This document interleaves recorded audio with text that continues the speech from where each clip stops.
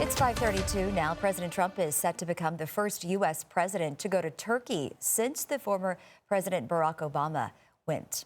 Now, the president heads to Ankara on Monday evening for a NATO summit as he pushes for an end to the U.S. war with Iran, as well as Russia's war with Ukraine. But his trip comes as the president has recently renewed criticism of funding contributions from other members of the military alliance.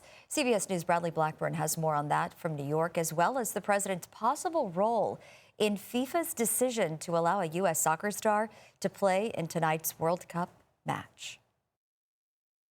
Soon, President Trump will depart for the NATO summit in Turkey, less than a week after he warned on social media it would be ridiculous for the U.S. to continue supporting the alliance at current funding levels. They agreed 6 months ago when we were together to pay 5%, and for the most part they're not paying.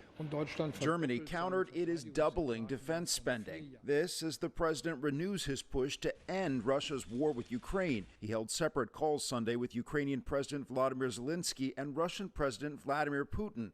And a U.S. official says the president will meet with Zelenskyy at the NATO summit. Overnight, Russia launched a deadly attack on Ukraine's capital, Kyiv, just hours after Zelenskyy had warned Russia was preparing for new strikes. The U.S. war with Iran is also expected to be a big topic at the summit.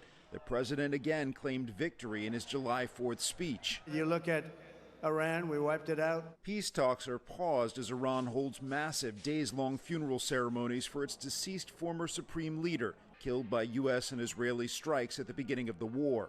Back home, sources confirm President Trump called the head of FIFA to discuss the controversial World Cup red card and suspension of top U.S. men's scorer Flo Balogun. Sunday, the sports body announced that Balogun's ban would be lifted, making him eligible to play in tonight's match against Belgium, drawing anger from the Belgian team and its fans. Bradley Blackburn, CBS News, New York. On social media last night, President Trump thanked FIFA for, quote, doing what was right and reversing a great injustice. Belgian sports officials, that is, say that they were astonished by the reversal.